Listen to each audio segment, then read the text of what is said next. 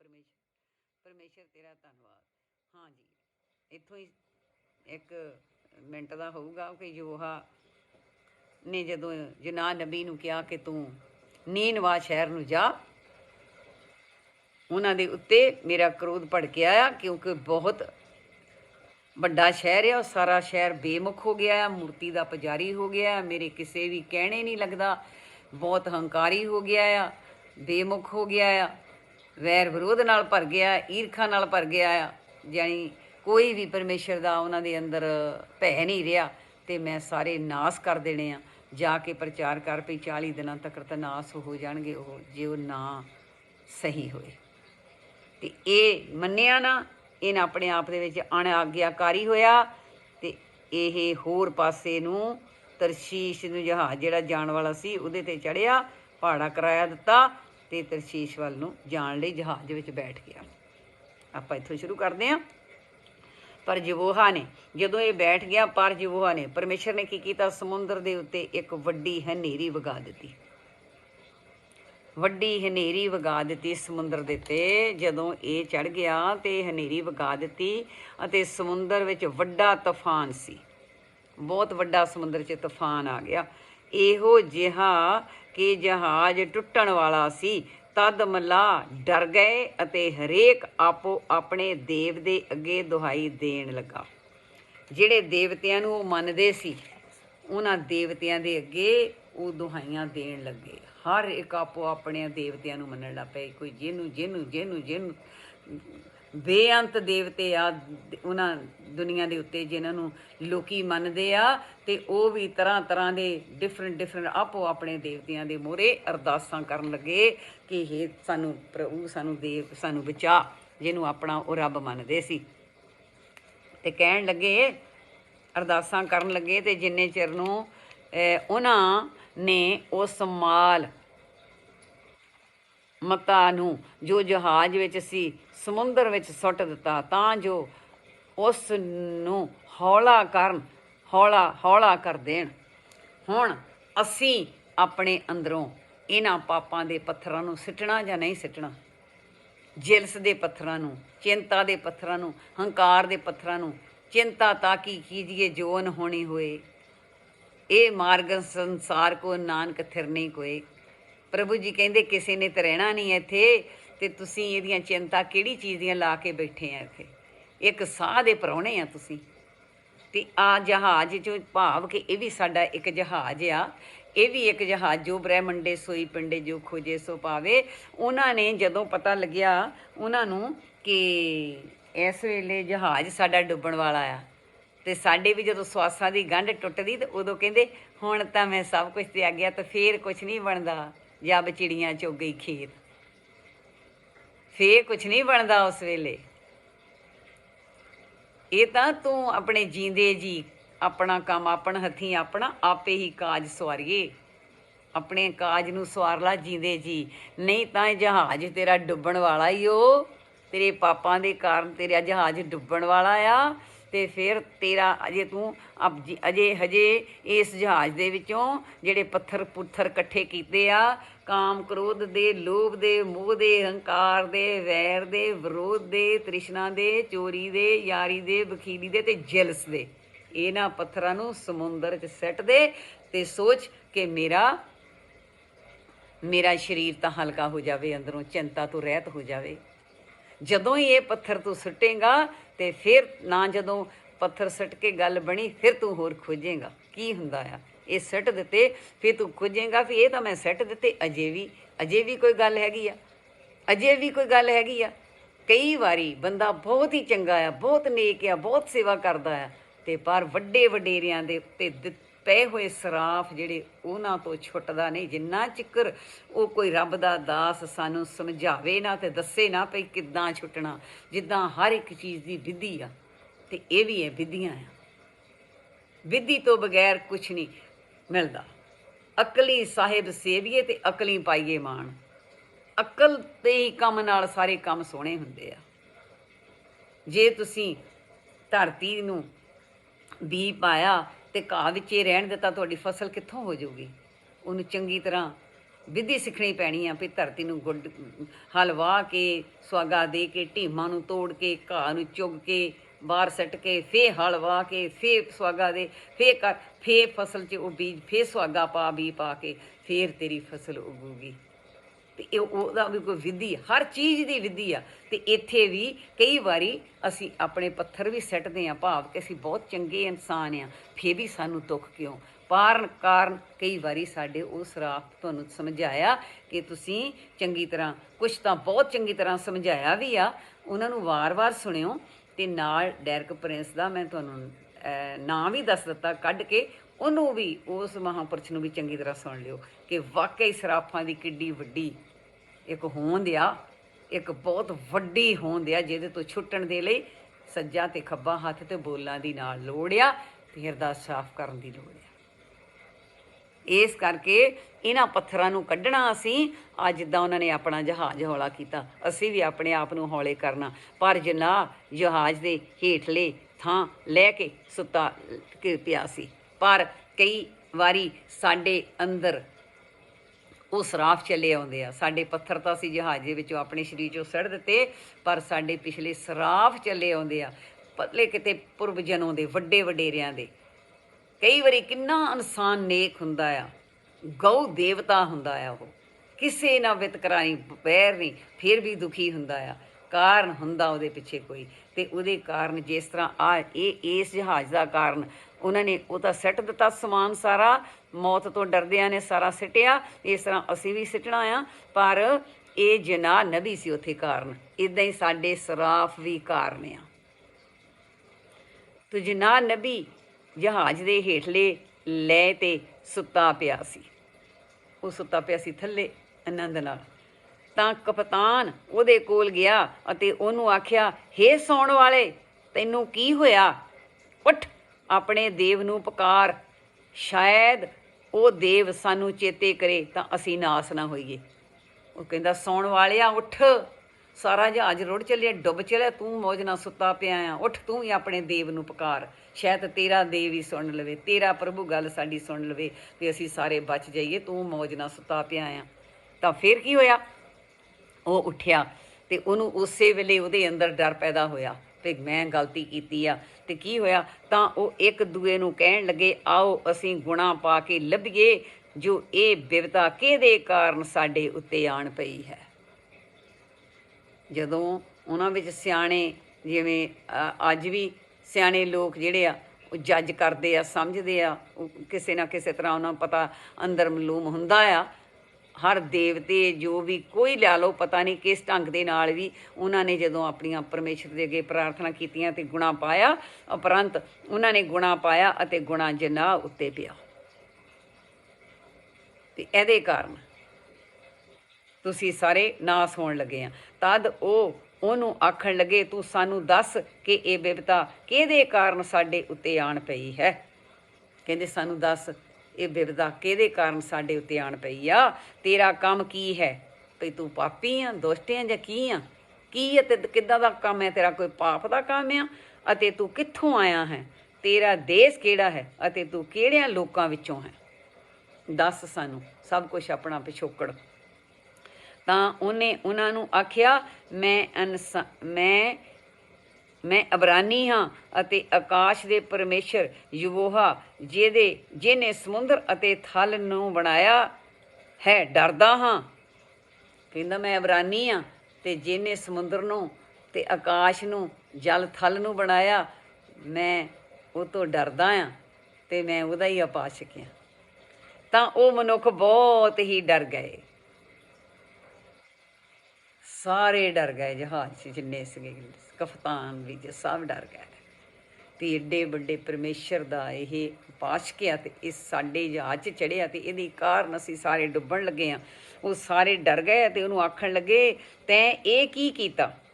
ਕਿਉਂ? ਜੋ ਉਹ ਮਨੁੱਖ ਜਾਣਦੇ ਸਨ ਕਿ ਇਹ ਯਹੋਵਾ ਦੇ ਹਜ਼ੂਰੋਂ ਨੱਸ ਰਿਹਾ ਸੀ, ਕਿਉਂਕਿ ਉਹਨੇ ਉਹਨਾਂ ਨੂੰ ਦੱਸ ਦਿੱਤਾ ਸੀ।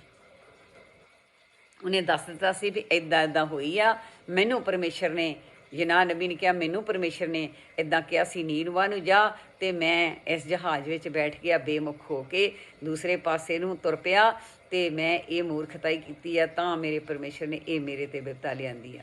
ਉਹਨੇ ਦੱਸ ਦਿੱਤਾ ਸੀ ਆਪ ਹੀ। ਤਦ ਉਹਨਾਂ ਨੇ ਉਹਨੂੰ ਆਖਿਆ, ਅਸੀਂ ਤੇਰੇ ਨਾਲ ਹੁਣ ਕੀ ਕਰੀਏ? ਅਸੀਂ ਤੇਰੇ ਨਾਲ ਹੁਣ ਦੱਸ ਕੀ ਕਰੀਏ, ਕੀ ਵਰਤਾਰਾ ਕਰੀਏ?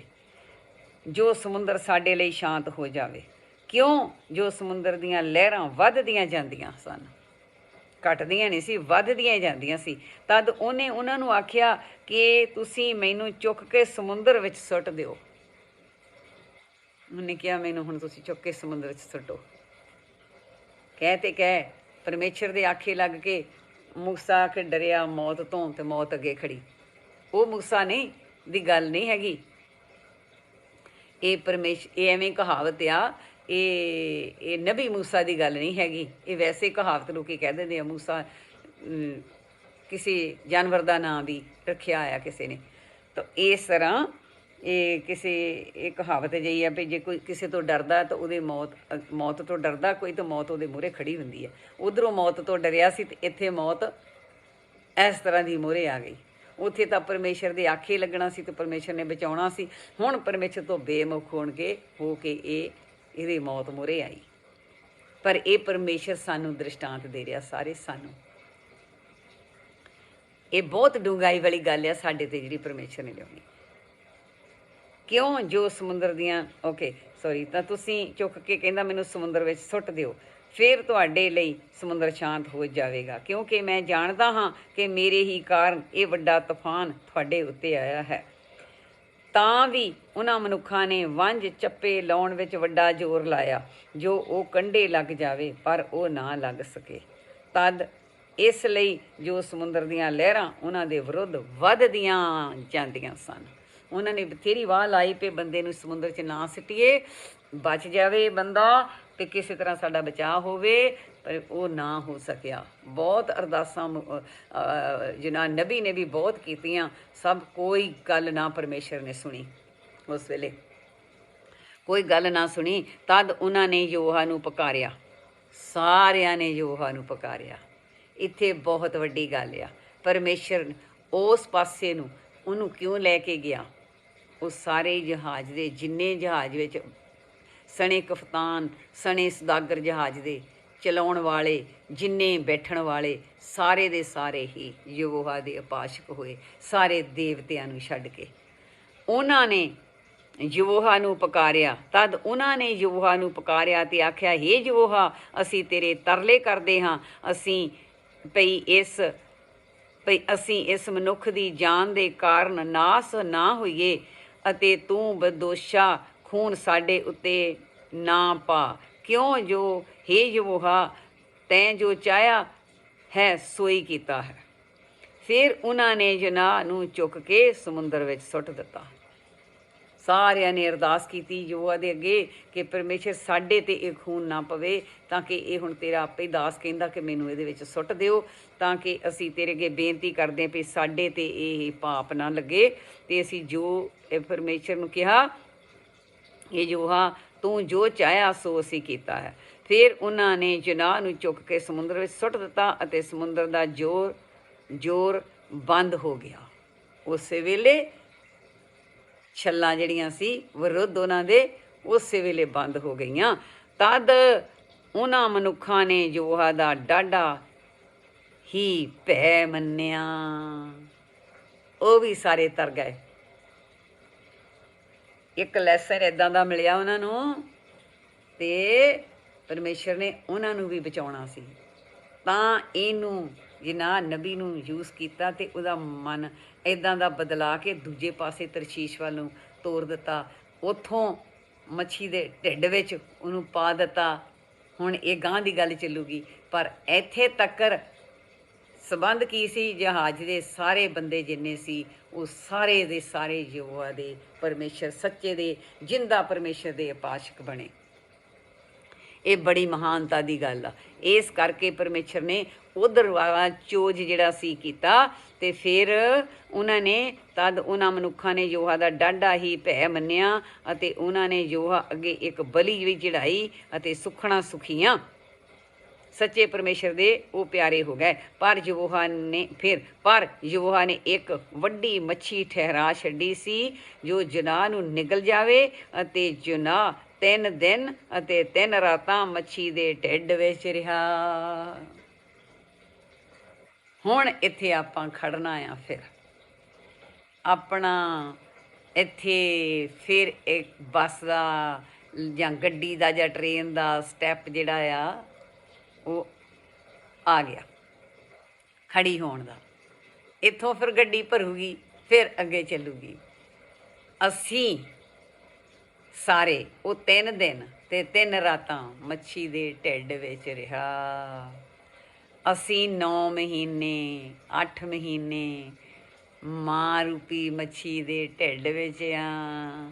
ਸਾਰੇ ਉੱਥੋਂ ਪੈਦਾ ਹੋਏ ਆ।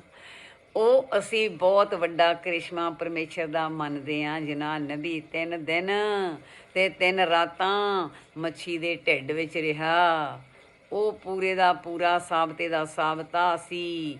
ਉੱਦਾਂ ਦਾ ਹੀ ਪ੍ਰਭੂ ਨੇ ਉਹਨੂੰ ਫਿਰ ਕੱਢ ਦਿੱਤਾ। ਮੱਛੀ ਦੇ ਅੰਦਰ ਗਲ ਗਿਆ ਹੋਊਗਾ, ਸੜ ਗਿਆ ਹੋਊਗਾ, ਹੱਡੀਆਂ ਖੁਰ ਗਈਆਂ ਹੋਣਗੀਆਂ, ਕਿਉਂਕਿ ਅੰਦਰ ਜਦੋਂ ਮੱਛੀ ਨੇ ਖਾ ਲਿਆ ਪਚ ਗਿਆ ਹੋਊਗਾ। ਪਰਮੇਸ਼ਰ ਉਸੇ ਤਰ੍ਹਾਂ ਦਾ ਹੀ ਉਹਨੂੰ ਪੈਦਾ ਕਰਕੇ ਉਸੇ ਤਰ੍ਹਾਂ ਦਾ ਕੱਢਣ ਦੀ ਸਮਰੱਥਾ ਰੱਖਦਾ ਆ। ਸਾਡਾ ਜਿੰਦਾ ਪਰਮੇਸ਼ਰ ਏਡਾ ਮਹਾਬਲੀ ਆ, 3 ਲੋਕਾਂ ਦਾ ਵਾਲੀ, ਸਮੁੰਦਰ ਨੂੰ ਬਣਾਉਣ ਵਾਲਾ, ਚਾਨਣੇ ਨੂੰ ਬਣਾਉਣ ਵਾਲਾ, ਧਰਤੀ ਨੂੰ ਬਣਾਉਣ ਵਾਲਾ, ਆਕਾਸ਼ ਨੂੰ ਬਣਾਉਣ ਵਾਲਾ। ਆਪਣੇ ਹੱਥ ਨਾਲ ਆਕਾਸ਼ ਨੂੰ ਤਾਣਿਆ। ਉਹ ਮੱਛੀ ਦੇ ਢਿੱਡ ਵਿੱਚ 3 ਦਿਨ ਤੇ 3 ਰਾਤਾਂ ਉਹਦੀ ਸੋਲ ਜਿਹੜੀ ਸੀ, ਆਤਮਾ ਜਿਹੜੀ ਸੀ ਉਹਦੇ ਵਿੱਚ ਰਹੀ। ਪਰ ਉਹਦੇ ਹੱਡ ਹੁੱਡ ਜਿਹੜੇ ਸੀਗੇ, ਉਹ ਮੱਛੀ ਤਾਂ ਖਾਂਦੀ ਹੈ ਤੇ ਉਹ ਗਲ ਕੇ ਉਹ ਜਾਂਦਾ। ਮੱਛੀ ਦੇ ਗਰਭ ਨੇ ਉਹਦਾ ਕੰਮ ਜ਼ਰੂਰ ਕੀਤਾ ਹੀ ਹੋਊਗਾ ਜੋ ਮੱਛੀ ਦੇ ਗਰਭ ਨੇ ਕਰਨਾ ਸੀ। ਉਹਦਾ ਪੇਟ ਪੂਜਾ ਹੋਈ, ਪਰ ਉਹਦੀ ਸੋਲ ਪਰਮੇਸ਼ਰ ਨੇ ਉਹਦੇ ਵਿੱਚ ਹੀ ਰਹਿਣ ਰੱਖੀ। ਸੋਲ ਨੂੰ ਮੂਵ ਨਹੀਂ ਕੀਤਾ, ਕਿਉਂਕਿ ਸੋਲ ਪ੍ਰਕਾਸ਼ ਹੀ ਹੁੰਦਾ, ਉਹਦੇ ਵਿੱਚ ਹੀ ਰੱਖਿਆ। ਉਹ ਜਦੋਂ ਅਸੀਂ ਵੀ ਸਰੀਰ ਕਰਕੇ ਨਾ ਨਿਕਲਦੇ ਹਾਂ ਸਰੀਰ ਦੇ ਵਿੱਚੋਂ, ਤੇ ਜਿਹੜੀ ਸਾਡੀ ਸੋਲ ਆ, ਦੁੱਖ ਸੁੱਖ ਸਾਡੀ ਸੋਲ ਸਹਿੰਦੀ ਆ। ਨਰਕਾਂ ਦੇ ਸਰੀਰ ਥੋੜ੍ਹੀ ਸਹਿੰਦਾ ਆ। ਸਰੀਰ ਤੇ ਇੱਕ ਐਕਸ਼ਨ ਕਰਦਾ ਹੈ। ਜਿਹੜੀ ਅੰਦਰ ਬੁਲਾਰਾ, ਅੰਦਰ ਬੋਲ ਆ ਸਾਡੇ, ਉਹਨਾਂ ਬੋਲਾਂ ਦੇ ਨਾਲ ਇਹ ਤਾਂ ਐਨਰਜੀ ਆ ਜਿਹੜੀ ਪਰਮੇਸ਼ਰ ਦੀ, ਉਹਦੇ ਨਾਲ ਇਹ ਐਕਸ਼ਨ ਕਰਦਾ। ਚੰਗੀ ਮੱਤ ਚੰਗੇ ਐਕਸ਼ਨ ਕਰਦੀ ਤੇ ਬੁਰੀ ਮੱਤ ਬੁਰੇ ਐਕਸ਼ਨ ਕਰਦੀ ਆ। ਸਰੀਰ ਵਿਚਾਰੇ ਦਾ ਕੋਈ ਦੋਸ਼ ਨਹੀਂ ਗਾ। ਸਰੀਰ ਤੋਂ ਤਾਂ ਇਹਦੇ ਵਿੱਚ ਹੋਂਦ ਦੇ ਨਾਲ ਕੰਮ ਹੁੰਦਾ ਆ। ਤਾਂ ਉਹ ਜਿਸ ਤਰ੍ਹਾਂ 3 ਦਿਨ ਮੱਛੀ ਦੇ 3 ਰਾਤਾਂ ਮੱਛੀ ਦੇ ਢਿੱਡ ਵਿੱਚ ਰਿਹਾ। ਅਸੀਂ ਬਹੁਤ ਵੱਡਾ ਕਰਿਸ਼ਮਾ ਉਹ ਮੰਨਦੇ ਹਾਂ, ਪਰ ਹੈ ਵੀ ਬਹੁਤ ਵੱਡਾ ਕਰਿਸ਼ਮਾ, ਕੋਈ ਛੋਟੀ ਗੱਲ ਨਹੀਂ। ਪਰ ਉਹ ਤੋਂ ਵੀ ਵੱਡਾ ਕਰਿਸ਼ਮਾ ਅਸੀਂ ਕਿਉਂ ਭੁੱਲੇ ਬੈਠੇ ਹਾਂ। ਅਸੀਂ ਖੁਦ ਯਨਾ ਨਬੀ ਨਾਲੋਂ ਵੀ ਮਾਂ ਦੇ ਪੇਟ ਵਿੱਚ ਹਰ ਇੱਕ ਇਨਸਾਨ 8-9 ਮਹੀਨੇ, ਹਰ ਇੱਕ ਇਨਸਾਨ ਨੂੰ ਉਹਨੇ ਕਿੱਦਾਂ ਬਣਾਇਆ, ਕਿੰਨਾ ਟਾਈਮ ਲਾਇਆ, ਉਹਨੂੰ ਉਗਾਇਆ, ਵੱਡਾ ਕੀਤਾ, ਜਵਾਨ ਕੀਤਾ, ਬੱਚਾ ਕੀਤਾ, ਵੱਡਾ ਕੀਤਾ, ਜਵਾਨ ਬਣਾਇਆ, ਬੱਚੇ ਪੈਦਾ ਕੀਤੇ, ਫਰੂਟ ਲੱਗੇ, ਫੁੱਲ ਲੱਗੇ, ਫਿਰ ਉਹ ਬੁੱਢਾ ਹੋ ਗਿਆ, ਫਿਰ ਉਹ ਖਤਮ ਹੋ ਗਿਆ। ਅਸੀਂ ਮੱਛੀ ਮੇਨ ਥਿੰਕ ਕਿ ਅਸੀਂ ਵੀ ਮੱਛੀ ਦੇ ਢਿੱਡ ਵਿੱਚ ਹਾਂ, ਜਿੰਨਾ ਚਿਕਰ ਅਸੀਂ ਆਪਣੇ ਔਗਣਾਂ ਨੂੰ ਨਹੀਂ ਛੱਡਦੇ। ਸਮੁੰਦਰ ਵਿੱਚ ਸਿੱਟੇ ਗਏ ਹਾਂ ਜਿੰਨਾ ਚਿਕਰ ਆਪਣੇ ਔਗਣਾਂ ਨੂੰ ਨਹੀਂ ਛੱਡਦੇ, ਜਿੰਨਾ ਚਿਕਰ ਅਸੀਂ ਪਰਮੇਸ਼ਰ ਦੇ ਬਚਨ ਤੋਂ ਹੋਰ ਪਾਸੇ ਨੂੰ ਭੱਜਦੇ ਹਾਂ। ਪਰਮੇਸ਼ਰ ਕਹਿੰਦਾ ਮੇਰੇ ਬਚਨ ਤੇ ਚੱਲ, ਤੂੰ ਕਹਿੰਦਾ ਮੈਂ ਧਾਗੇ ਤਵੀਤ ਲੈ ਆਊਂਗਾ। ਉਹ ਬਾਬਾ ਦੇ ਦੇ ਇੱਕ ਤਵੀਜ਼, ਮੈਂ ਤਾਂ ਆਈ ਤੇਰੀ ਦਲੀਜ਼ ਗਲੇ ਵਿੱਚ ਪਾਉਣਾ ਚਾਹੁੰਦੀ ਆ। ਮੈਨੂੰ ਭੂਤ ਬੜਾ ਤੰਗ ਕਰਦੇ ਤੇ ਮੈਂ ਭਜਾਉਣੇ ਚਾਹੁੰਦੀ ਆ। ਧਾਗੇ ਤਵੀਤ ਨਾਲ ਸੌਖੇ ਕੰਮ ਸਰਦੇ ਆ, ਪਰ ਉਹ ਖੋਟੇ ਕੰਮ ਆ, ਉਹ ਬਹੁਤ ਖੋਟੇ ਕੰਮ ਆ, ਉਹ ਨਰਕਾਂ ਨੂੰ ਜਾਣ ਦੇ ਕੰਮ ਆ। ਪਰਮੇਸ਼ਰ ਤੇਰਾ ਸੁਪਰੀਮ ਕੋਰਟ ਆ, ਜਿੰਦਾ ਪਰਮੇਸ਼ਰ ਆ। ਇਹ ਤੇਰੇ ਤੇ ਕੋਈ ਜਾਦੂ ਟੂਣਾ ਪੈਣ ਨਹੀਂ ਦਊਗਾ। ਉਹ ਜਿਹੜਾ ਤੇਰੇ ਤੇ ਜਾਦੂ ਟੂਣਾ ਕਰੂਗਾ ਉੱਥੇ ਹੀ ਮੁੜ ਕੇ ਜਾਊਗਾ। ਤੂੰ ਬੇਫਿਕਰ ਹੋ, ਆਪਣੇ ਪਰਮੇਸ਼ਰ ਦਾ ਬੱਚਾ ਬਣ। ਤੂੰ ਪਰਮੇਸ਼ਰ ਦਾ ਬੱਚਾ ਬਣ, ਨਹੀਂ ਤਾਂ ਤੂੰ ਸਮੁੰਦਰ ਵਿੱਚ ਆ, ਤੂੰ ਮੱਛੀ ਦੇ ਢਿੱਡ ਵਿੱਚ ਆ ਬੰਦਿਆ। ਇਸ ਵੇਲੇ ਵੀ, ਇਸ ਵੇਲੇ ਤੂੰ ਵੀ ਮੱਛੀ ਦੇ ਢਿੱਡ ਵਿੱਚ ਆ। ਤੇ ਜਿਹੜਾ ਬੱਚਾ ਪ੍ਰਤੀਕ ਕਰਦਾ 8-9 ਦਾ, ਇੱਕ ਏਡਾ ਵੱਡਾ ਕ੍ਰਿਸ਼ਮਾ ਆ ਜਿਹੜਾ ਅਸੀਂ ਸਾਨੂੰ ਪਰਮੇਸ਼ਰ 8-9 ਮਹੀਨੇ ਮਾਂ ਰੂਪੀ ਮੱਛੀ ਦੇ ਢਿੱਡ ਵਿੱਚ ਇੱਕ ਕਿਸਮ ਦਾ ਰੱਖਦਾ ਆ। ਉਹ ਮੱਛੀ ਦਾ ਵੀ ਗਰਭ ਆ, ਉਹ ਮਾਂ ਦਾ ਵੀ ਗਰਭ ਆ। ਉਹ ਇੱਕ ਆਦਮ ਜਾਤ ਦੇ ਵਿੱਚ ਆ, ਉਹ ਇੱਕ ਮੱਛੀ ਦੇ ਰੂਪ ਦੇ ਵਿੱਚ ਆ। ਵਸ ਤਾਂ ਪਰਮੇਸ਼ਰ ਦਾ ਹੀ ਹੈ ਨਾ ਸਾਰਾ ਕੁਝ। ਕਾਰਾਗਰੀ ਕਰਤਾਰ ਦੀ ਦੇਖ ਪਿਆਰੇ, ਫੋਟੋ ਬਿਨਾ ਤਸਵੀਰ ਬਣਾਇਆ ਈ। ਉਹ ਵੇਲਾ ਯਾਦ ਕਰ ਮਾਂ ਦੇ ਪਾਲਣੇ ਦਾ, ਕੈਸਾ ਮਾਂ ਨੇ ਲਾਡ ਲਡਾਇਆ ਈ। ਵੇਲਾ ਯਾਦ ਕਰ ਲੋਰੀਆਂ ਲੈਣ ਵਾਲਾ, ਮਾਂ ਤੇ ਪੇ ਨੇ ਲਾਡ ਲਡਾਇਆ ਈ। ਤੈਨੂੰ ਕਿੱਦਾਂ ਮਾਂ ਦੇ ਪੇਟ 'ਚ ਰੱਖਿਆ, ਉੱਥੇ 3 ਦਿਨ ਜਿਹੜਾ ਨਬੀ ਨੂੰ ਮੱਛੀ ਦੇ ਢਿੱਡ 'ਚ 3 ਰਾਤਾਂ ਰੱਖਿਆ। ਪਰ ਜਦੋਂ ਅਸੀਂ ਹੁਣ ਦੁਖੀ ਹਾਂ, ਅਸੀਂ ਵੀ ਮੱਛੀ ਦੇ ਢਿੱਡ ਵਿੱਚ ਹਾਂ। ਸਮਝ ਲਓ, ਅਸੀਂ ਇਨਕਾਰ ਕਰਦੇ ਹਾਂ, ਅਸੀਂ ਪੁੱਠੇ ਪਾਸੇ ਨੂੰ ਤੁਰਦੇ ਹਾਂ, ਅਸੀਂ ਰੱਬ ਵਾਲੇ ਪਾਸੇ ਨੂੰ ਨਹੀਂ ਤੁਰਦੇ। ਸਾਡੀਆਂ ਰੱਬ ਨਾਲ ਅੱਖਾਂ ਨਹੀਂ ਲੱਗਦੀਆਂ, ਸਾਡੀਆਂ ਰੱਬ ਵਾਲੇ ਜੀਭ ਜਿਹੜੇ ਬਚਨ ਨਹੀਂ ਬੋਲਦੀ, ਸਾਡਾ ਮਨ ਖੋਟਾ ਜਿਹੜਾ ਰੱਬ ਵਾਲੀ ਸੋਚ ਨਹੀਂ ਸੋਚਦਾ, ਸਾਡੀ ਜਿਹੜੀ ਬੁੱਧੀ ਆ ਖੋਟੀ ਬੁੱਧੀ ਆ, ਭੈੜੀਆਂ ਸੋਚਾਂ ਸੋਚਦੀ ਆ, ਬੁਰੀਆਂ ਸੋਚਾਂ ਸੋਚਦੀ ਆ। ਸਾਡੇ ਅੰਦਰੋਂ ਜਿਲਸ ਦੇ ਪੱਥਰ ਨਹੀਂ ਨਿਕਲਦੇ, ਸਾਡੇ ਅੰਦਰੋਂ ਵਿਰੋਧ ਦੇ ਪੱਥਰ ਨਹੀਂ ਨਿਕਲਦੇ। ਸਾਡਾ ਵਿਖੜਾ ਪੈਂਡਾ ਕੰਡਿਆਲੀ ਧਰਤੀ ਆ, ਤੇ ਅਸੀਂ ਮੱਛੀ ਦੇ ਢਿੱਡ ਵਿੱਚ ਨਹੀਂ ਤਾਂ ਹੋਰ ਕਿੱਥੇ ਆ। ਇਹ ਸਾਨੂੰ ਪ੍ਰਤੀਕ ਕਰਦਾ ਆ। ਜਿਨਾ ਨਬੀ ਪਰਮੇਸ਼ਰ ਦਾ ਇੱਕ ਪਿਆਰਾ ਦਾਸ ਸੀ, ਬੱਚਾ ਸੀ ਉਹਦਾ, ਉਹਦੇ ਕੋਲੋਂ ਉਹਨੇ ਸਾਡੇ ਲਈ ਇੱਕ ਦ੍ਰਿਸ਼ਟਾਂਤ, ਜਿਵੇਂ ਇੱਕ ਫਿਲਮ ਬਣਦੀ ਆ ਬਾਹਰ, ਤੇ ਭੈੜੇ ਐਕਟਰ ਜਿਹੜੇ ਹੁੰਦੇ ਆ ਉਹ ਬਹੁਤ ਅੰਦਰੋਂ ਨੇਕ ਹੁੰਦੇ ਆ, ਉਹ ਭੈੜਾਪਨ ਦਿਖਾਉਂਦੇ ਆ। ਬੜੀ ਮੁਸ਼ਕਿਲ ਹੁੰਦੀ ਉਹਨਾਂ ਨੂੰ ਭੈੜਾਪਨ ਦਿਖਾ ਲੈਣ ਦੇ ਲਈ, ਕਿ ਲੋਕੀ ਸਮਝਣ ਕਿ ਭੈੜਾ ਕੰਮ ਮੁੜ ਕੇ ਨਾ ਕਰਨ। ਭੈੜੇ ਦੇ ਨਾਲ ਉਹ ਭੈੜਾ ਮੁੜ ਕੇ ਦਿਖਾਇਆ ਜਾਂਦਾ ਕਿ ਬੁਰਾ ਕੰਮ ਕੀਤਾ ਸੀ ਤੇ ਇਹਦੇ ਨਾਲ ਬੁਰਾਈ ਫਿਰ ਕਿੰਨੀ ਹੋਈ। ਇਸੇ ਤਰ੍ਹਾਂ ਹੀ ਪਰਮੇਸ਼ਰ ਆਪਣੇ ਨਬੀਆਂ ਨੂੰ ਯੂਜ਼ ਕਰਦਾ ਸਾਡੇ ਲਈ, ਉਹਨਾਂ ਕੋਲੋਂ ਐਕਸ਼ਨ ਕਰਾਉਂਦਾ ਸਾਡੇ ਲਈ, ਸਾਨੂੰ ਦਰਸਾਉਣ ਦੇ ਲਈ। ਹੁਣ ਯੂਨਾਹ ਨਬੀ ਮੱਛੀ ਦੇ ਢਿੱਡ ਵਿੱਚ 3 ਦਿਨ ਤੇ 3 ਰਾਤਾਂ ਰਿਹਾ। ਅਸੀਂ ਵੀ ਮੱਛੀ ਦੇ ਢਿੱਡ 'ਚੋਂ ਨਿਕਲਣਾ ਆ। ਅੱਜ ਯੂਨਾਹ ਨਬੀ ਦੇ ਨਾਲ ਹੀ ਨਿਕਲਣਾ ਆ। ਅਸੀਂ ਕਿੱਦਾਂ ਨਿਕਲਣਾ ਆ? ਅਸੀਂ ਭਾਵੇਂ ਇਸ ਸਰੀਰ ਵਿੱਚ ਆ, ਅਸੀਂ ਸੋਚਣਾ ਆ ਇਸ ਚੀਜ਼ ਨੂੰ ਹੁਣ ਆਪਣੇ ਅੰਦਰ, ਭਈ ਪਰਮੇਸ਼ਰ ਦੇ ਕਦੀ ਕਦੀ ਸੋਚ 'ਚ ਗਏ ਆ ਕਿ ਜਦੋਂ ਮੈਂ ਮਾਂ ਦੇ ਢਿੱਡ ਵਿੱਚ ਸੀ, ਆਪਣੇ ਗਰਭ ਦੇ ਵਿੱਚ ਸੀ, ਮੈਂ ਕੀ ਸੀ? ਮੈਂ ਕੀ ਸੀ? ਸਿਰ ਤਲੇ ਪੈਰ ਉਪਰੇ, ਵਸੰਦੜੋ ਕੋ ਹਥੜੇ ਥਾਏ। ਕਿੰਨੇ ਭੈੜੇ ਥਾਂ 'ਚ ਤੂੰ ਵਸਦਾ ਸੀ, ਸਿਰ ਠਾਂ ਤੇ ਲੱਤਾਂ ਤਾਂ। ਮੂਰਖਾ ਸੋ ਧਣੀ ਕਿਉਂ ਵਸਾਰਿਓ? ਕਿਉਂ ਉਹਨੂੰ ਵਸਾਰ ਦਿੱਤਾ ਜਿਹਨੇ ਤੈਨੂੰ ਪਰਮੇਸ਼ਰ ਨੇ ਪੇਟ ਵਿੱਚ ਰਕਸ਼ਾ ਕੀਤੀ ਹੈ? ਜਿਹਨੇ ਤੇਰੀ ਪੇਟ ਵਿੱਚ ਰਕਸ਼ਾ ਕੀਤੀ ਸੀ, ਓਏ ਲੋਕੋ ਰਕਸ਼ਾ ਕੀਤੀ ਸੀ। ਓਏ ਦੱਸ ਕਿਹੜੀ ਘੜੀ ਉਹਦੇ ਨਾਲ ਬੀਤੀ ਸੀ। ਕੰਨ ਲਾ ਕੇ ਸੁਣਿਓ ਗੱਲਾਂ, ਸੁਣਿਓ ਸੱਚੀਆਂ, ਓਏ ਲੋਕੋ ਸੁਣਿਓ ਸੱਚੀਆਂ, ਤੇ ਰੱਬ ਨੂੰ ਭੁਲਾ ਕੇ ਸਭ ਰੋਣ ਸਖੀਆਂ। ਪੇਟ ਵਿੱਚ ਜਿਹਨੇ ਤੇਰੀ ਰਕਸ਼ਾ ਕੀਤੀ ਸੀ, ਓਏ ਲੋਕੋ ਰਕਸ਼ਾ ਕੀਤੀ ਸੀ, ਤੇ ਦੱਸ ਕਿਹੜੀ ਘੜੀ ਉਹਦੇ ਨਾਲ ਬੀਤੀ ਸੀ। ਕਿਤੇ ਰੀਝਿਆਂ ਤੂੰ ਉਹਦੇ ਨਾਲ? ਕਿਤੇ ਚਾਅ ਚੜਿਆ ਕਿ ਮੈਂ ਉਹਦੇ ਨਾਲ ਬੈਠ ਕੇ ਬਹਿਦੇ ਨਾਲ ਰਸ ਮਾਣਾ, ਖਿੜਾਂ ਗੱਲਾਂ ਕਰਾਂ ਆਪਣੇ ਪਰਮੇਸ਼ਰ ਨਾਲ, ਜਦ ਉਹਦੇ ਬਚਨ ਬੋਲਾਂ ਕਿ ਇਹਦੇ ਘੁੱਟ ਮਿਸ਼ਰੀ ਦੀਆਂ ਡਲੀਆਂ ਦੀ ਤਰ੍ਹਾਂ ਮੇਰੇ ਅੰਦਰ ਨੂੰ ਰਸ ਜਾਵੇ। ਮੈਨੂੰ ਇਹ 15 ਮਿੰਟ, ਘੰਟਾ, ਅੱਧਾ ਘੰਟਾ ਪੁਲਪਟ 'ਤੇ ਖੜਨਾ, ਘੰਟਾ ਖੜਨਾ, ਜਾਂ ਤੇ ਪਾਣੀ ਦਾ ਗਲਾਸ ਦੂਸਰੇ ਸੇਵਕ ਤੁਹਾਡੇ ਲਈ ਚੱਕੀ ਆਉਂਦੇ ਆ, ਨਾਲ ਸਟੇਜ 'ਤੇ ਰੱਖ ਦਿੰਦੇ, ਉਹ ਥੋੜ੍ਹੇ ਥੋੜ੍ਹੇ ਚਿਰ ਬਾਅਦ ਘੁੱਟ ਭਰਦਾ ਆ। ਕੀ ਪਖੰਡ ਬਣਾਇਆ ਆ, ਅਸੀਂ ਦੇਖੀਦਾ ਆ।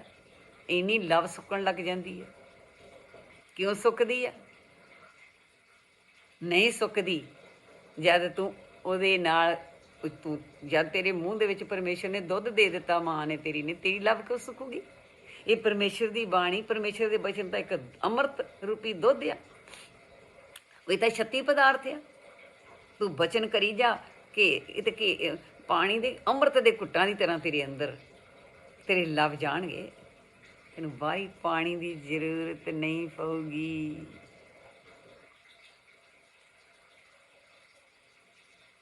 ਇਸ ਕਰਕੇ ਅਸੀਂ ਮੱਛੀ ਦੇ ਢਿੱਡ ਵਿੱਚ ਹਾਂ, ਤੇ ਅਸੀਂ ਉਸ ਦ੍ਰਿਸ਼ਟਾਂਤ ਨੂੰ ਆਪਣੇ ਆਪ ਨੂੰ ਨਾਲ ਅੱਗੇ ਇਸ ਯਨਾ ਨਬੀ ਦੇ ਮੈਜਨ 'ਤੇ ਰੱਖੀਏ ਕਿ 9 ਮਹੀਨੇ ਪਰਮੇਸ਼ਰ ਤੂੰ ਸਾਨੂੰ ਰੱਖਿਆ।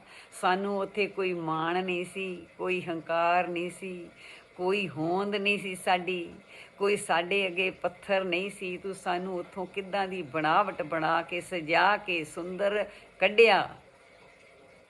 जब तू आया था दुनिया में सब हंसते थे, तू रोता था। ਜਦੋਂ ਤੇਰਾ ਨਾੜੂ ਕੱਟਿਆ ਪਰਮੇਸ਼ਰ ਦੀ ਹੋਂਦ ਨਾਲੋਂ, ਜਿਹੜਾ ਪਰਮੇਸ਼ਰ ਨਾਲ ਤੈਨੂੰ ਇੱਕ ਮਿੱਕ ਕਰੀ ਬੈਠਾ ਸੀ ਨਾੜੂ ਨਾਲ ਮਾਂ ਦੇ, ਕੱਟਿਆ ਤੇ ਤੂੰ ਤਾਹਾਂ ਮਾਰ ਕੇ ਰੋਇਆ। ਉਦੋਂ ਹੀ ਰੋਇਆ। ਜਬ ਤੂੰ ਆਇਆ ਥਾ ਦੁਨੀਆ ਮੇਂ, ਕਿਉਂਕਿ ਤੁਸੀਂ ਤੂੰ ਉੱਥੇ ਵੀ ਤੂੰ ਆਨੰਦ ਸੀਗਾ ਪਰਮੇਸ਼ਰ ਨਾਲ ਜੁੜਿਆ। ਇੱਥੇ ਦੁਖੀ ਹੋ ਗਿਆ ਨਾ ਆਣ ਕੇ, ਤੂੰ ਬਾਹਰ ਇੰਨੇ ਸੁੱਖ ਮਿਲ ਕੇ ਵੀ ਦੁਖੀ ਹੋ ਗਿਆ। जैसी अगन उदर में तैसी बाहर माया, माया अगन सब एको जही, करते खेल रचाया। जात सुभाना ता जम्या, परवार भला पाया। लिव छुड़की लगी तृष्णा, माया अमर वरताया। ए माया जित हर विसरे, मोह उपजे भौ दूजा लाया। कहे नानक गुर प्रसादी, जिन्हां लिव लागी तिनी विचे माया पाया। मैं तुहानूं हर वेले दसदी हां कि मैं गुरबाणी दे विचों ਪਰਮੇਸ਼ਰ ਦੇ ਨਾਮ ਨੂੰ ਮੈਨੂੰ ਪਰਮੇਸ਼ਰ ਨੇ ਫੜਿਆ ਤੇ ਲੱਭਿਆ ਤੇ ਮੈਨੂੰ ਸਮਝਾਇਆ ਜਿੰਦਾ ਪਰਮੇਸ਼ਰ ਯਿਸੂ ਮਸੀਹ ਮੈਂ ਆ। ਤੇ ਗੁਰਬਾਣੀ ਜਿਹੜੀ ਆ ਗੁਰੂ ਨਾਨਕ ਦੀ ਸਾਨੂੰ ਪਰਮੇਸ਼ਰ ਦਾ ਰਸ ਦੱਸਦੀ ਸੀ, ਪਰਮੇਸ਼ਰ ਨੂੰ, ਪਰਮੇਸ਼ਰ ਦੇ ਜਾਣ ਦਾ ਘਰ ਸੱਚਾ ਦੱਸਦੀ ਸੀ, ਪਰ ਅਸੀਂ ਬੇਸਮਝ ਨਹੀਂ ਸਮਝਦੇ ਸੀ। ਜਿਹਦੇ ਤੇ ਕਿਰਪਾ ਹੋਵੇ ਪਰਮੇਸ਼ਰ ਉਹਨੂੰ ਵਿੱਚੇ ਮਾਇਆ ਪਾਇਆ। ਉਹ ਮਹਿਲ ਬਾੜੀਆਂ 'ਚ ਰਹਿੰਦਾ, ਕੋਠੀਆਂ 'ਚ ਰਹਿੰਦਾ, ਉਹਨੂੰ ਹੰਕਾਰ ਨਹੀਂ ਹੁੰਦਾ। ਲਿਵ ਛਿੜਕੀ ਲੱਗੀ ਤ੍ਰਿਸ਼ਨਾ, ਮਾਇਆ ਅਮਰ ਵਰਤਾਏ। ਮਾਇਆ ਜੈਸੀ ਅਗਨ ਉਦਰ ਮੇ ਤੈਸੀ ਬਾਹਰ ਮਾਇਆ। ਜਿੱਦਾਂ ਦੀ ਅੱਗ ਪੇਟ 'ਚ ਸੀ ਉੱਦਾਂ ਦੀ ਬਾਹਰ ਵੀ ਅੱਗ ਮਾਇਆ ਦੀ। ਮਾਇਆ ਭਾਵ ਹਰ ਤਰ੍ਹਾਂ ਦੇ ਪਿਆਰ, ਕੁਟੁੰਬ, ਲੜਾਈਆਂ, ਝਗੜੇ, ਹਰ ਤਰ੍ਹਾਂ ਦੇ ਇਹ ਜੰਜਾਲ। ਤੈਸੀ ਬਾਹਰ ਮਾਇਆ, ਮਾਇਆ ਅਗਨ ਸਭ ਇੱਕੋ ਜਿਹੀ, ਕਰਤੇ ਖੇਲ ਰਚਾਇਆ। ਜਾਤ ਸੁਭਾਣਾ ਤਾਂ ਜੰਮਿਆ, ਪਰਿਵਾਰ ਭਲਾ ਪਾਇਆ। ਜਦੋਂ ਤੂੰ ਜੰਮਿਆ ਪਰਿਵਾਰ ਨੂੰ ਬੜਾ ਚੰਗਾ ਲੱਗਾ, ਖੁਸ਼ੀ ਮਨਾਈ, ਵਾਜੇ ਵੱਜੇ। ਲਿਵ ਛੁੜਕੀ ਲੱਗੀ ਤ੍ਰਿਸ਼ਨਾ, ਲਿਵ ਤੇਰੀ ਟੁੱਟ ਗਈ, ਤ੍ਰਿਸ਼ਨਾ ਤੈਨੂੰ ਲੱਗ ਗਈ। ਨਾੜੂ ਕੱਟਿਆ ਗਿਆ, ਲਿਵ ਟੁੱਟ ਗਈ, ਤ੍ਰਿਸ਼ਨਾ ਲੱਗ ਗਈ। ਲਿਵ ਛੁੜਕੀ ਲੱਗੀ ਤ੍ਰਿਸ਼ਨਾ, ਮਾਇਆ ਅਮਰ ਵਰਤਾਇਆ। ਹੁਣ ਸ਼ੈਤਾਨ ਨੇ ਆਪਣਾ ਅਮਰ ਵਰਤਾ ਦਿੱਤਾ ਉੱਤੇ। ਹੁਣ ਸਾਡੇ ਦੁਆਲੇ ਸ਼ੈਤਾਨ ਲੂਸੀਫਰ ਹੋ ਗਿਆ। ਲਿਵ ਛੁੜਕੀ ਲੱਗੀ ਤ੍ਰਿਸ਼ਨਾ, ਮਾਇਆ ਅਮਰਤਾ ਵਰਤਾਇਆ। ਇਹ ਮਾਇਆ ਜਿਤ ਹਰ ਵਿਸਰੇ, ਮੋਹ ਉਪਜੈ ਤੇ ਭਉ ਦੂਜਾ ਲਾਇਆ। ਜਿਹਦੇ ਉੱਤੇ ਕਿਰਪਾ ਪ੍ਰਭੂ ਕਰੇ, ਮੋਹ ਉਪਜੇ ਤੇ ਭਉ ਦੂਜਾ। ਜੇ ਤੇ ਪਰਮੇਸ਼ਰ ਦਾ ਪ੍ਰੇਮ ਜਾਗੇ, ਕਹੇ ਨਾਨਕ ਗੁਰ ਪ੍ਰਸਾਦੀ, ਜਿਨ੍ਹਾਂ ਲਿਵ ਲਾਗੀ ਤਿਨੀ ਵਿੱਚੇ ਹੀ ਮਾਇਆ ਪਾਇਆ। ਉਹ ਸਭ ਕਾਸੇ ਦੇ ਰਹਿੰਦਿਆਂ ਹੋਇਆਂ ਸੋਹਣੀਆਂ ਗੱਡੀਆਂ, ਸੋਹਣਾ ਕਾਰ, ਸੋਹਣੀ ਸੂਰਤ, ਸੋਹਣਾ ਗਿਆਨ, ਸਭ ਕੁਛ ਦਿੱਤਾ ਆ, ਪਰ ਮਾਣ ਨਹੀਂ ਹੋਊਗਾ, ਹੰਕਾਰ ਨਹੀਂ ਹੋਊਗਾ, ਵਿੱਚੇ ਹੀ ਮਾਇਆ। ਪਰਮੇਸ਼ਰ ਦੀ ਮਿਹਰ ਹੋਊ ਜਿਹਦੇ ਤੇ, ਉਹ ਇਹਦੇ ਵਿੱਚ ਹੀ ਪਰਮੇਸ਼ਰ ਨੂੰ ਪਾ ਲੂਗਾ। ਉਹਨੂੰ ਜੰਗਲ ਨਾ ਜੰਗਲ ਢੂੰਡਣ ਜਾਵੀਂ ਤੇ ਰੱਬ ਤੇਰੇ ਕੋਲ ਵਸਦਾ, ਉਹ ਤੇਰੇ ਅੰਦਰ ਵਸਦਾ, ਉਹ ਤੇਰੇ ਬਾਹਰ ਵਸਦਾ। ਜਿਹੜੀ ਚੀਜ਼ ਨੂੰ ਤੂੰ ਭਾਲਦੀ ਏ ਚੱਬੇ ਨੀ, ਉਹ ਦਾਤ ਕਿਸੇ ਵਿਰਲੇ ਨੂੰ ਲੱਭੇ ਨੀ। ਸੋਨਾ ਚਾਂਦੀ ਨਾ ਉਹ ਲੈਂਦਾ, ਉੱਥੇ ਮਨ ਦੇਣਾ ਪੈਂਦਾ। ਇਹੋ ਵਸਤੂ ਬੜੀ ਹੈ ਅਮੋਲ, ਜਿੰਦੇ ਨੀ ਤੇਰਾ ਮਾਲਕ, ਜਿੰਦੇ ਨੀ ਤੇਰਾ ਖਾਲਕ, ਉਹ ਤਾਂ ਵਸਦਾ ਹੈਗਾ ਤੇਰੇ ਕੋਲ, ਜਿੰਦੇ ਨੀ ਤੇਰਾ ਮਾਲਕ। ਉਹ ਕੁੰਜੀ ਜੱਸੂ ਕੋਲੋਂ ਲੈ ਕੇ ਤੇ ਸਮਾਧੀ ਵਿੱਚ ਬਹਿ ਕੇ ਤਾਲਾ 10ਵੇਂ ਦਵਾਰੇ ਵਾਲਾ ਖੋਲ, ਜਿੰਦੇ ਨੀ ਤੇਰਾ ਮਾਲਕ, ਉਹ ਹੈ ਤੇਰਾ ਖਾਲਕ, ਉਹ ਵਸਦਾ ਹੈਗਾ ਤੇਰੇ ਕੋਲ। ਜਿਹੜੀ ਚੀਜ਼ ਨੂੰ ਤੂੰ ਭਾਲਦੀ ਏ ਚੱਬੇ ਨੀ, ਉਹ ਤੇ ਦਾਤ ਕਿਸੇ ਵਿਰਲੇ ਨੂੰ ਲੱਭੇ ਨੀ। ਸੋਨਾ ਚਾਂਦੀ ਨਾ ਉਹ ਲੈਂਦਾ, ਓਏ ਸੋਨਾ ਚਾਂਦੀ ਨਾ ਉਹ ਲੈਂਦਾ, ਉੱਥੇ ਮਨ ਦੇਣਾ ਪੈਂਦਾ। ਉਹ ਤਾਂ ਦਿਲ ਨੂੰ ਮੰਗਦਾ, ਦਿਲ ਮੰਗਦਾ, ਯਿਸੂ ਸਾਡਾ ਦਿਲ ਮੰਗਦਾ, ਉਹ ਯਿਸੂ ਸਾਡਾ ਦਿਲ ਮੰਗਦਾ, ਕਿਉਂਕਿ ਉਹਦਾ ਇੱਥੇ ਫਲ ਗਿਆ। ਉਹ ਸਾਡਾ ਦਿਲ ਮੰਗਦਾ, ਦਿਲ ਮੰਗਦਾ ਜੀ, ਯਿਸੂ ਦਿਲ ਮੰਗਦਾ, ਦੇ ਦੇ ਦਿਲ। ਤੋ ਇਸ ਕਰਕੇ ਇਹ ਜਿਹੜੀ ਪਰਮੇਸ਼ਰ ਸਾਨੂੰ ਦਰਸਾਉਂਦੇ ਆ ਨਾ ਕਿ ਜਗਦਾ ਜੀਂਦਾ ਪਰਮੇਸ਼ਰ ਜਿਹੜਾ ਉਹ ਯਿਸੂ ਮਸੀਹ। ਤੇ ਇੱਥੇ ਸਾਨੂੰ ਦਰਸਾਇਆ ਮੱਛੀ ਦੇ ਢਿੱਡ ਦੀ ਗੱਲ। ਮੱਛੀ ਦੇ ਢਿੱਡ ਵਿੱਚ ਯੋਨਾ ਨਬੀ ਨੂੰ 3 ਦਿਨ ਤੇ 3 ਰਾਤਾਂ ਉੱਥੇ ਰੱਖਿਆ, ਔਰ ਸਾਡਾ ਹਾਲਤ ਵੀ ਇਹੋ ਹੀ ਆ ਕਿ ਅਸੀਂ ਮੱਛੀ ਦੇ ਢਿੱਡ ਵਿੱਚ ਹਾਂ। ਇੱਥੇ 31 ਮਿੰਟ ਹੋ ਗਏ, ਆਪਾਂ ਅਗਲੇ 'ਚ ਚੱਲੀਏ। ਇੱਥੇ ਹਲੇ ਆਪਾਂ ਇਹ ਚੈਪਟਰ ਹੋ ਗਿਆ 1 ਤੇ ਆਪਾਂ ਗਾਂ ਦੇ 'ਚ ਹੁਣ ਚੱਲਦੇ ਹਾਂ, ਦੂਸਰੇ ਦੇ ਵਿੱਚ ਵੜਦੇ ਹਾਂ। ਹਾਲੇਲੂਇਆ, ਧੰਨਵਾਦ, ਆਮੇਨ ਆਮੇਨ। ਪ੍ਰਭੂ ਜੀ, ਇਹ ਸਰੋਤਿਆਂ ਦੇ ਗੱਲਾਂ ਮਨ ਵਿੱਚ ਘਰ ਘਰ ਜਾਣ, ਮਿਹਰ ਹੋ ਜਾਵੇ। ਤਰਸ ਕਰੀ ਮੇਰੇ ਪਰਮੇਸ਼ਰਾ, ਸੋਝੀ ਆ ਜਾਵੇ ਕਿ ਮੱਛੀ ਦੇ ਢਿੱਡ ਵਿੱਚ ਇੱਕ ਯੋਨਾ ਨਬੀ ਨੂੰ ਮੇਰੇ ਪਰਮੇਸ਼ਰ ਤੁਸੀਂ ਭੇਜਿਆ, ਔਰ ਸਾਨੂੰ ਮਾਂ ਦੇ ਪੇਟ ਵਿੱਚ 9 ਮਹੀਨੇ 8 ਮਹੀਨੇ ਤੁਸੀਂ ਭੇਜਿਆ, ਅਤੇ ਸਾਡੇ ਅੰਗ ਪੈਰ ਮਹਾ ਸੁੰਦਰ ਸੂਰਤ ਬਣਾਈ। ਹੇ ਮੇਰੇ ਪਰਮੇਸ਼ਰ, ਸੰਸਾਰ ਦੇ ਸਾਨੂੰ ਲਿਆਂਦਾ। ਇਹ ਮੇਰੇ ਪਰਮੇਸ਼ਰ, ਇਹ ਕਿੱਡਾ ਵੱਡਾ ਕ੍ਰਿਸ਼ਮਾ ਆ। ਇਸ ਕ੍ਰਿਸ਼ਮੇ ਨੂੰ ਅਸੀਂ ਕਦੀ ਯਾਦ ਹੀ ਨਹੀਂ ਕਰਦੇ।